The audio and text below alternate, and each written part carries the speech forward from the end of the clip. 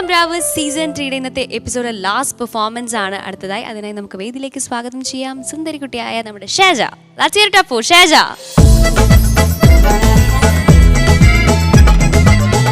Hi Sheja. Hi. Looking so beautiful. Thank you. നല്ല bright costume ഒക്കെ ഇട്ട് നല്ല സുന്ദരിയായിട്ടുണ്ട്. Thank you. Yes, coming to the song, ഏത് സോങ്ങാ പാടാൻ പോകുന്നത്? ഞാൻ അബ്രഹത്ത് എന്ന മഹാരാജൻ ഫസീലത്ത് പാടിയ സോങ്ങാണ്. ഓക്കെ, പെർഫോമൻസിന് മുന്നേ സർ പാട്ടും സുന്ദരിയായിരിക്കുമെന്ന് വിചാരിക്കുന്നു അല്ലേ? ഫസീല പാടിയ പാട്ടാണല്ലേ? അതെ അതെ. ഓക്കെ, നന്നായി പാട്. ഈ പാട്ടിന് ഫസീലത്തെ പാടിയോ ആര് പാടിയോ എന്നുള്ളതല്ല, നമ്മൾ ഒരു പാട്ട് കേട്ട് നമ്മൾ ഫസീലത്തയുടെ ശബ്ദമൊന്നും ഇല്ലല്ലോ നമ്മൾ പാടാൻ പോകുന്നത്, വേറൊരു പാട്ടല്ലേ നമ്മളല്ലേ പാടാൻ പോകുന്നത്. അപ്പോൾ നമ്മൾ ആ പാട്ടിന് വളരെ കൂടുതൽ ഫസീല പാടിയതിനേക്കാളും മനോഹരമായിട്ട് എങ്ങനെ പാടാൻ പറ്റും എന്നാണ് നമ്മൾ ആലോചിക്കേണ്ടത്. അങ്ങനെ പാടും ഞാൻ വിചാരിക്കുന്നു. Okay, thank you sir. Shaija, all the best. നന്നായിട്ട് പാടാം.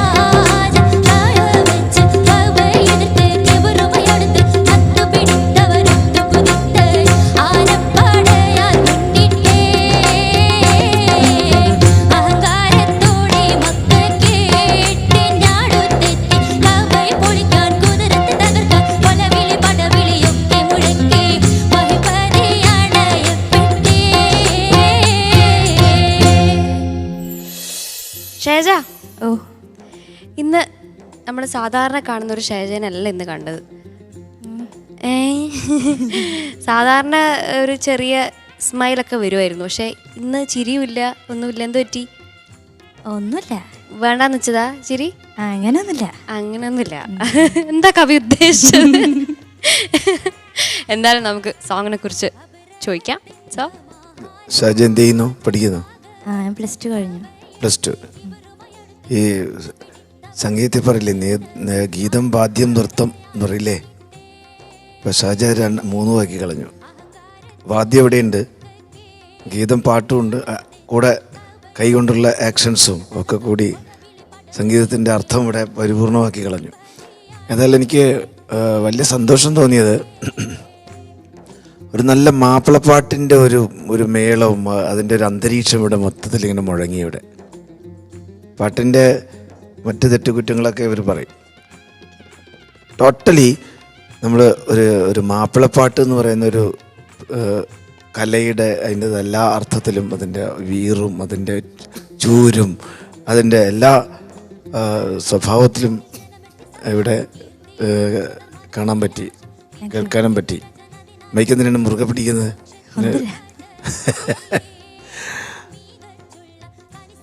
ഇനിയുള്ള പാട്ടുകൾ എങ്ങനെയെന്ന് എനിക്കറിയില്ല, മെലഡിയൊക്കെ പാടുമ്പോൾ എങ്ങനെയെന്ന് എനിക്കറിയില്ല. പക്ഷെ ഈ പാട്ടിനോട് കാണിക്കേണ്ട ഒരു നീതിയുണ്ടല്ലോ ഈ പാട്ടിൻ്റെ സ്വഭാവത്തിൽ, അതിൻ്റെ താളാത്മകത, അതിൻ്റെ മറ്റ് ഉച്ചാരണം, അങ്ങനെയുള്ള കാര്യങ്ങളിലെല്ലാം നീതി പുലർത്തി എന്നാണ് ഞാൻ വിചാരിക്കുന്നത്.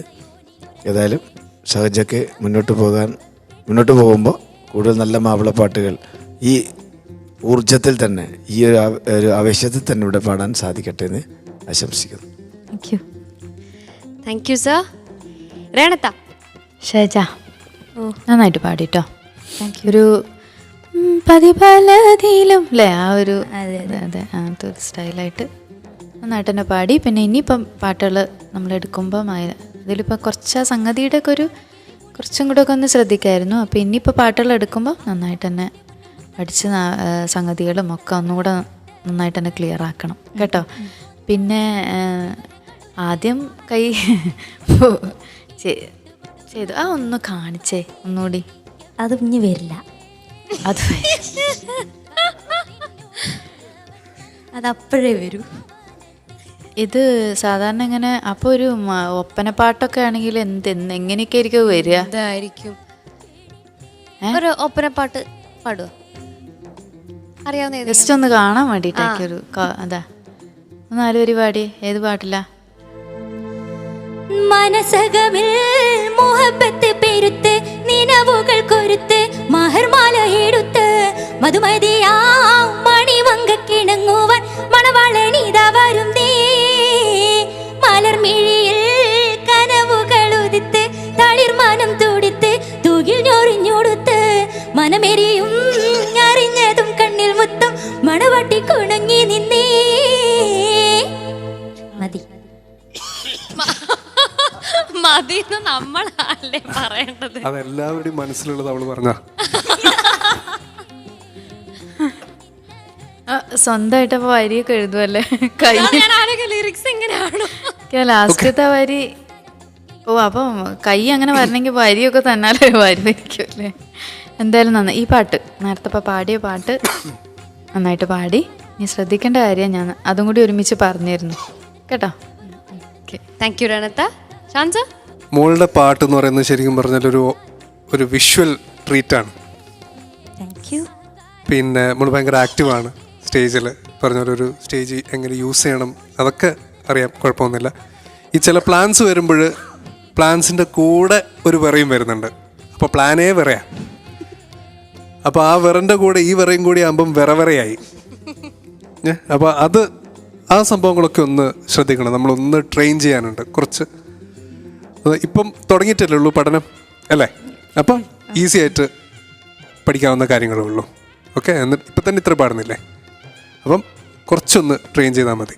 പ്രാക്ടീസിലൂടെ മാറ്റാൻ പറ്റുന്ന കാര്യങ്ങൾ. Okay, all the best. Thank you Shansa. Faisal മാഷ്? നമ്മുടെ VM കുട്ടി മാഷ് തന്നെ രചനയും സംഗീതവും ചെയ്ത് ഫസീലത്ത പാടിയ പാട്ട്.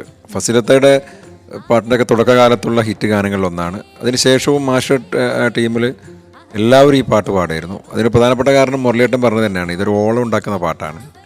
അരശേറും ഇടമുറുക്കുന്ന മാപ്പിളപ്പാട്ടിൽ ഒരു സാധാ ഈശല, ഇപ്പോൾ ആരത്തിനുള്ളി, പതിപാലാതീരും ഒരുപാട് പാട്ടുണ്ട് ഇങ്ങനെ. അതുകൊണ്ട് ആളുകളെ സദസ്സ് കയ്യിലെടുക്കാൻ പറ്റുന്ന ഒരു ഇശലാണത്. അതാണ് ഈ പാട്ടിൻ്റെ ഒരു പ്രത്യേകതയും. സദസ്സ് കയ്യിലെടുക്കുന്ന ആളായതുകൊണ്ട് ഷഹജക്ക് കാര്യങ്ങൾ എളുപ്പമായി ഈ ഒരു പാട്ട് വന്നതുകൊണ്ട്. ഓക്കെ മോളെ, ഈ പാട്ടിൽ കുഴപ്പമൊന്നുമില്ല. ഓക്കെ മോളെ, താങ്ക് യു ഫൈസൽ മാഷ്, താങ്ക് യു ജഡ്ജസ്. അപ്പം ഷേജ, അപ്പോൾ കമൻസ് ഒക്കെ അറിഞ്ഞു. നമ്മൾ മാറ്റിക്കൊണ്ടുവരേണ്ട കുറച്ച് കാര്യങ്ങളുണ്ട്. അതെന്തൊക്കെയാണ് പറഞ്ഞത്? ജഡ്ജസ് എന്തൊക്കെയാണ് പറഞ്ഞത്? വേറെ മാറ്റണം എന്ന് പറഞ്ഞു. വെറവറ സംഗതികളൊക്കെ കുറച്ചും കൂടെ ശ്രദ്ധിക്കണം എന്ന് പറഞ്ഞു. അപ്പോൾ പഠിക്കല്ലേ, അപ്പോൾ ഇനി ഒന്നും കൂടെ ബെറ്റർ ആക്കാന്ന് പറഞ്ഞു. അതാണ്. ഓക്കെ, അപ്പം ഇനി നമുക്ക് ഈ പെർഫോമൻസിന്റെ മാർക്സ് എങ്ങനെയുണ്ടെന്ന് നോക്കാം. ഓക്കെ, രണത്ത 25. Thank you. 25 on 30. ഷാൻസ? ഞാൻ ഷേജയുടെ വിഷ്വൽ ട്രീറ്റ് എന്ന് പറഞ്ഞപ്പോൾ ഷേജയുടെ മുഖത്ത് ഇയാളാക്കിയതാണോ അതോ പ്രോത്സാഹിപ്പിച്ചതാണോ എന്താണെന്ന് മനസ്സിലാവുന്നില്ല, അങ്ങനത്തെ ഒരു ലുക്കായിരുന്നു. Anyway Sheja 25. Thank you. 25 again. Faisal മാഷേ? 24.5. Thank you. 24.5 on 30. അപ്പോൾ ഇനി 10 മാർക്കിൽ എത്രയുണ്ടെന്ന് നോക്കാം. So 6.5. Thank you. 6.5 on 30. Sheja അപ്പോൾ എത്രയായി ടോട്ടൽ? 81. 81 on 100. കൺഗ്രാറ്റുലേഷൻസ്. എന്തായാലും കുഴപ്പമില്ല, ഈ പറഞ്ഞ കാര്യങ്ങളൊക്കെ കറക്റ്റ് ചെയ്തിട്ട് അടുത്ത സ്റ്റേജിൽ കാണാം. All the best. അരളിപ്പൂമാരം ചാരി അഴകാർന്നോരീശൽ മൂളി അരികത്ത് നിന്നപ്പോൾ കരിവള ഇടക്കിട കിലുകിലെ കിലുക്കിനി കൊതിപ്പിച്ചതെന്തിൻ